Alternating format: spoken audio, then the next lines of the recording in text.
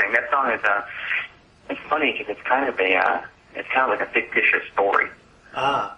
And it's kind of a morbid story. It's about the idea that you're in, and granted, this song was written almost 10 years ago, so yeah, our song was written 8 years ago, so I was 20 years old, Spencer and I were writing that song, and we had this idea that, like, when you love someone, really love them, truly love them, that I really believe that, you know, in the Bible it says that we're to love our wives as Christ loved the church, which is an impossibility because we don't have the capacity to love like Christ does. It's impossible, you know.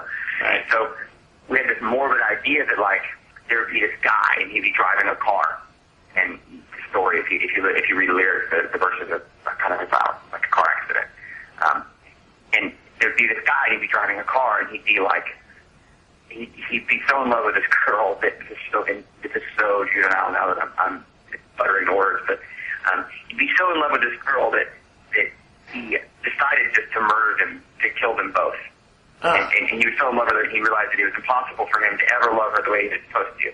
Like, it'd be an impossibility for him to ever love her in that way. So he decided to just drive off the road. That's sort of literally what that's the actual narrative point of the narrative line of the story in the song. But it's really about loving someone and knowing that you'll never be able to in your capacity to love them the proper way.